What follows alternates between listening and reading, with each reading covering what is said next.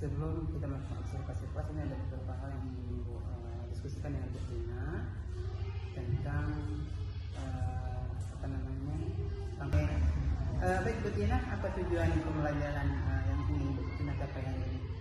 Baik Bu, dari pembelajaran hari ini mengenai jangka sorong, tujuannya Bu ada 4 Bu. Di mana pertama itu melalui diskusi siswa dapat memahami Bu bagaimana cara membaca alat ukur jangka sorong. Kemudian dengan diskusi juga peserta didik juga mampu menggunakan jangka sorong yang baik dan benar. Kemudian dengan diskusi juga peserta didik dapat menganalisis Bu bagaimana fungsinya setiap di komponen alat jangka sorong tersebut. Kemudian melalui diskusi juga siswa mampu Bu membaca hasil pengukuran jangka sorong tersebut. Ada 4 yang mau dicapai. 4 tujuannya. Iya, Kemudian metode apa yang akan Bu Tina pakai untuk hari ini? Untuk metodenya saya menggunakan metode PBL Bu, di mana siswa lebih banyak diskusi Bu sesuai dengan kelompoknya masing-masing. Ada yang visual, audio, ada yang di kelompok tersebut siswa lebih diskusi.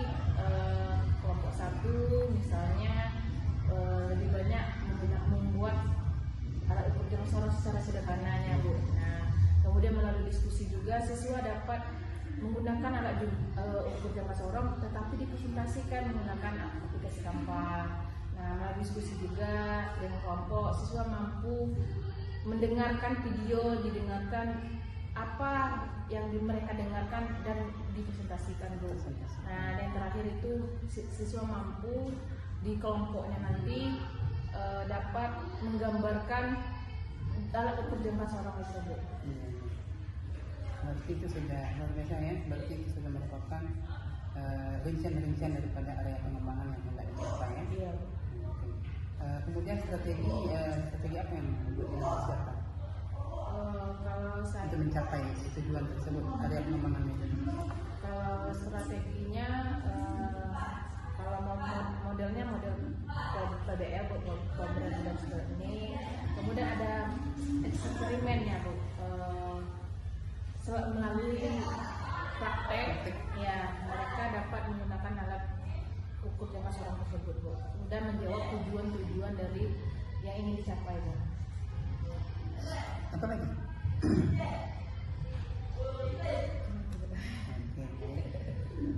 Kemudian rencana kegiatan aktivitas pembelajaran yang akan kita laksanakan ini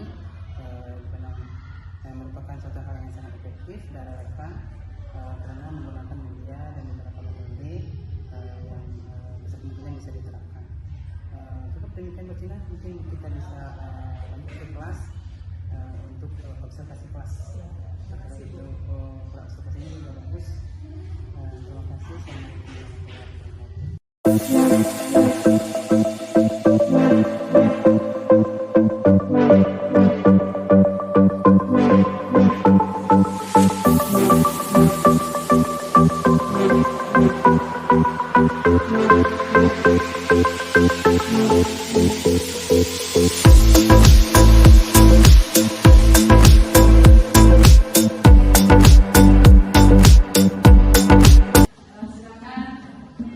kelas untuk memimpin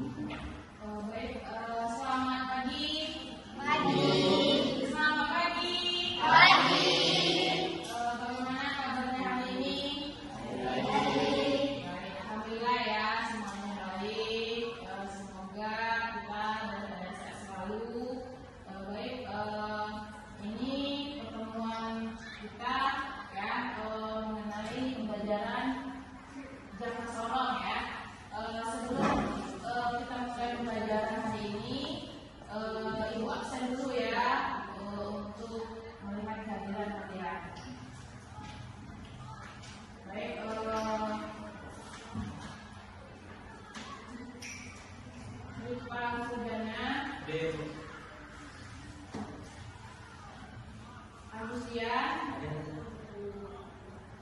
Intan, Fitri, Putri, Laila,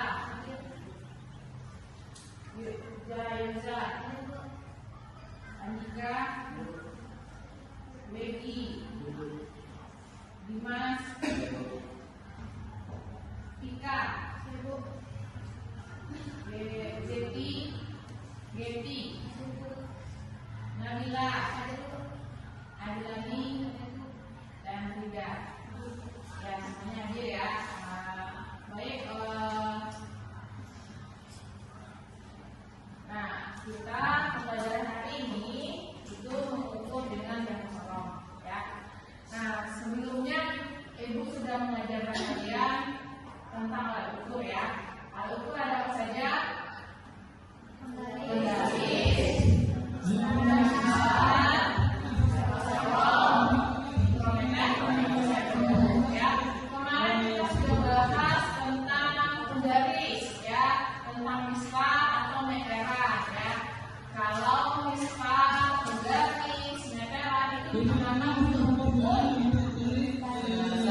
Skala ya.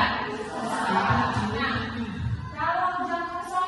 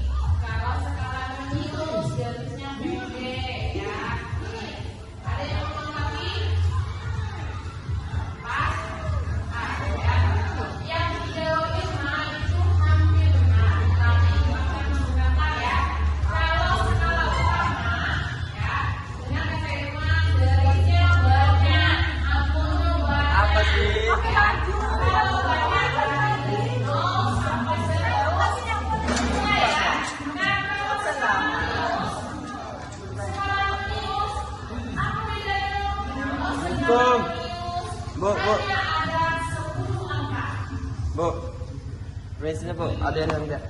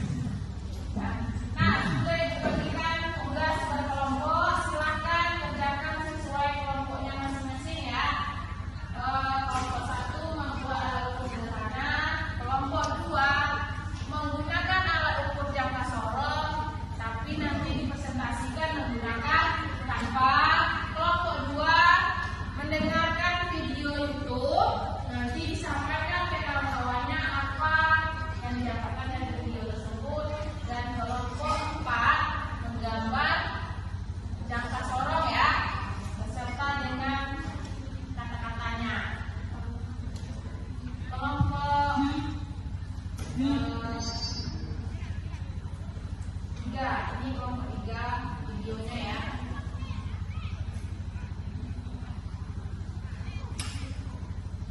Silakan kerjakan sesuai kelompok masing-masing ya.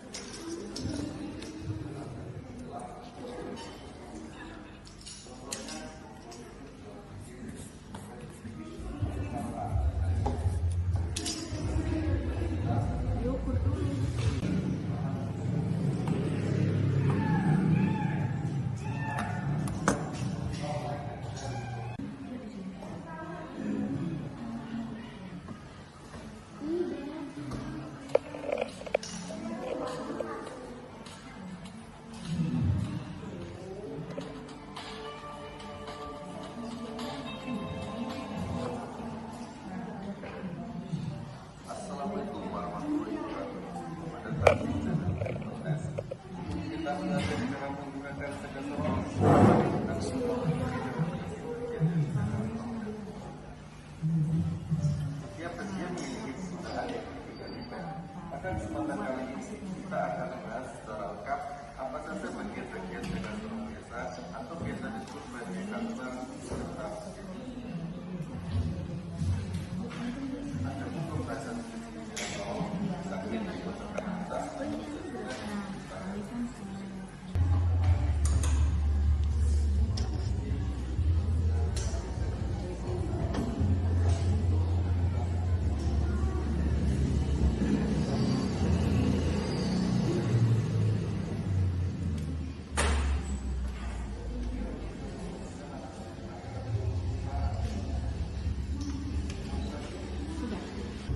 Silakan perkenalkan nama kelompok masing-masing dan silakan presentasi kelompok rival.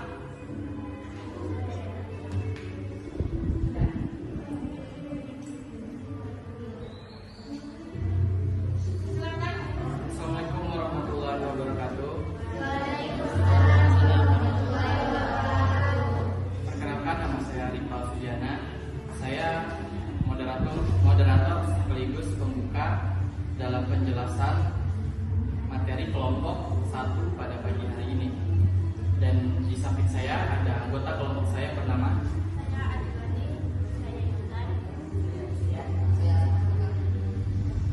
Baiklah, sekarang saya akan menjelaskan apa yang sudah kami buat. Kami membuat jangka sorong dalam versi sederhananya. Di sini, di atas ini adalah skala utama dari 0 sampai seterusnya. Yang di bawah ini adalah skala Nonius. Skala Nonius ini hanya mencakup dari 0 sampai 10. Beda dengan skala utama yang dari 0 sampai seterusnya. Dan di sini untuk sendiri ada kerangan geser yang untuk menentukan di mana posisi ukuran tersebut. Bisa dimengerti teman-teman? Bisa. Baiklah, itu saja yang dapat kelompok kami jelaskan. Lebih dan kurangnya mohon maaf kami akhiri. Wassalamualaikum warahmatullahi wabarakatuh.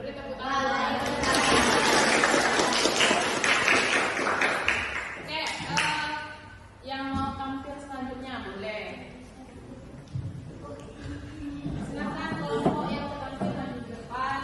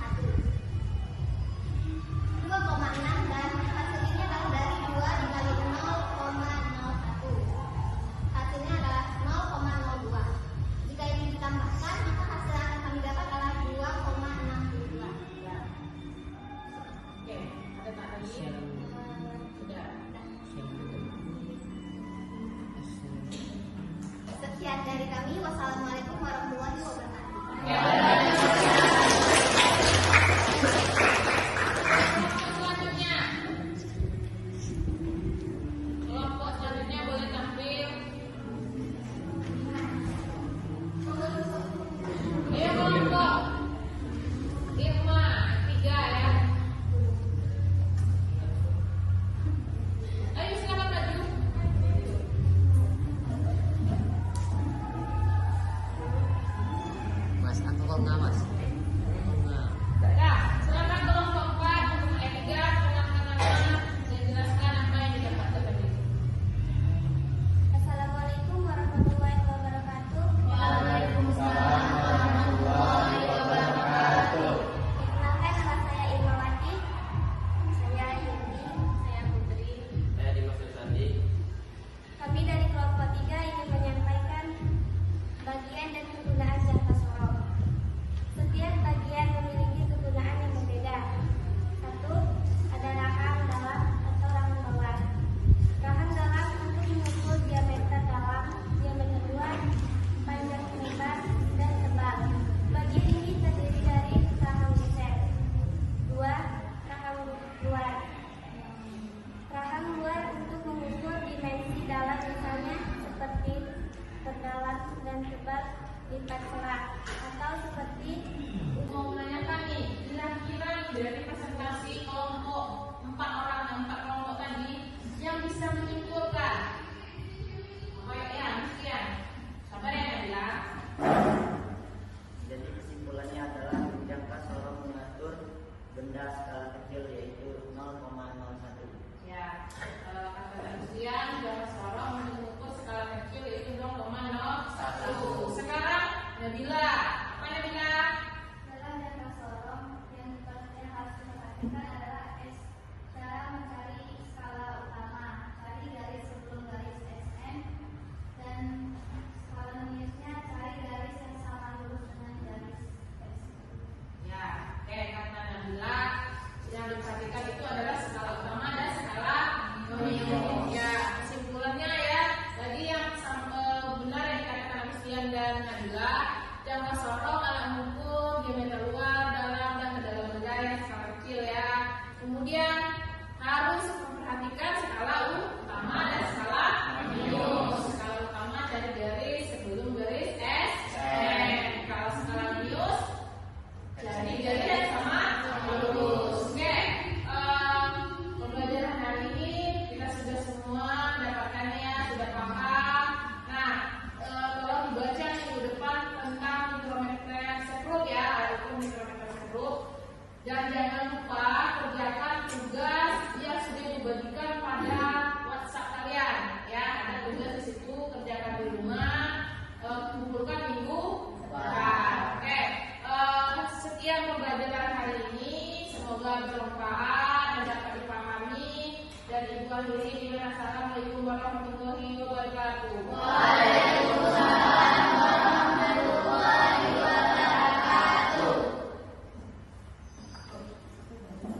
Oke, boleh keluar.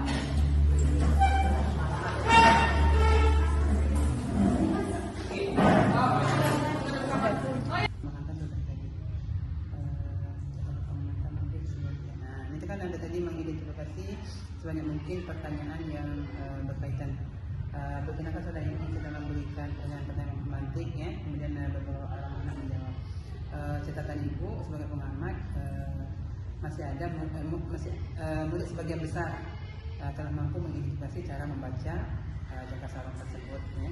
Kemudian yang kedua mempraktikkan, itu aspek dan strategi pengembangan kedua, mempraktikkan, mendiskusikan, mengumpulkan informasi tentang materi tadi itu, misalnya penggunaan jangka sorong, mode fungsinya, kemudian cara membacanya ya.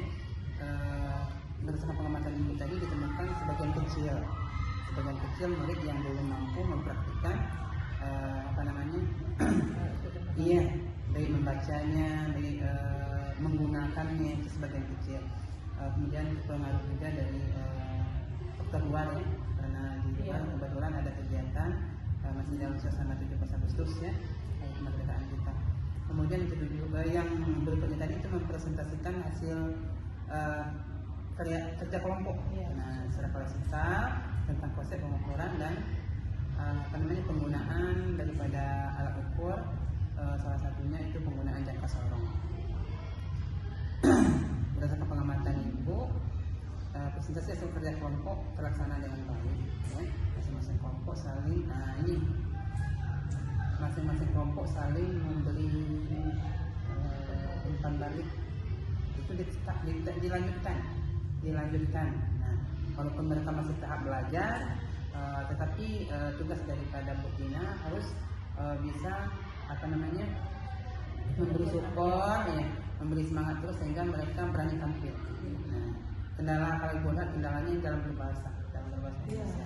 Nah, kemudian ada satu lagi. Nah, ini kalau menurut ini ketercapaian tadi, menurut Bu Tina berapa ketercapaiannya? 80, karena ada yang tidak terlaksana, Bu. Salah satunya itu buat ice breaking, buat penyemangat siswa, Bu. Itu tidak di sekitar 80-85%. Kemudian bagaimana perasaan Bu Tina setelah melaksanakan observasi ini? Kalau perasaan Ibu lega, Bu, karena dulu dari tadi malam ini sukses atau tidak ini sukses, karena ya ini, Bu, dilihat oleh orang luar, Bu, pasti ada rasa nervousnya, tegangnya, Bu. Kalau tidaknya setelah alhamdulillah lega, Bu, tidak ada lagi pikiran. Oke. Jadi kalau bisa untuk berikutnya, Bu Tina kan sudah merasakan nih bagaimana rasanya waktu di supervisi. Nah, ini merupakan hal yang biasa karena ini Ibu di sini tidak melihat suatu kesalahan, ya. Ibu ingin menggali potensi-potensi yang dimiliki oleh Bu Tina. Kemudian hal ini bisa Bu Tina terapkan juga ke depannya dengan memperpanjang tanggung jawab. Kita sebagai supervisor itu menggali potensi-potensi yang dimiliki oleh seorang coach. Nah, itu tugas coachnya. Nah, disitulah ibaratnya coachingnya punya satu permasalahan di dalam proses belajar mengajar, sehingga beliau yang akan menemukan solusinya. Nah, itu. Jadi kita bukan mencari salah benarnya, ya. Kalau untuk ininya sudah bagus, sudah alhamdulillah luar biasa. Kemudian menurut Bu Tina sendiri, apa yang rasanya masih kurang? Nah, apa rasanya yang tidak terlaksana? Kalau masalah yang kurangnya, Bu, pasti ada. Salah satunya siswa yang aktif tidak terlalu menyeluruh, Bu. Artinya ada yang tidak terlalu aktif dalam pembelajaran, ya, belajar melalui diskusi maupun dalam sesi pembelajaran. Nah, itu tidak menyeluruh, Bu. Mungkin apa salah dari saya atau cara mengajarnya mungkin tidak bisa dicerna oleh siswa tersebut, Bu. Ada sebagian, Bu, tidak seluruhnya, tapi ada, Bu. Nah, itu menurut saya dari pembelajaran tadi, Bu. Kemudian yang kedua, Bu, saya itu harus ekstra membuat anak itu berani tampil, Bu. Itu tantangan terbesar saya, Bu, karena mungkin dari SMP tidak diajarkan atau tidak berani yang tampil itu saja. Nah, itu saya harus ekstra bagaimana bisa tampil, Bu, maju ke depan, menggunakan yang mereka kerjakan, tidak harus buku catatan, tapi dengan presentasi masing-masing. Nah, itu saya harus ekstra kepada siswa, Bu.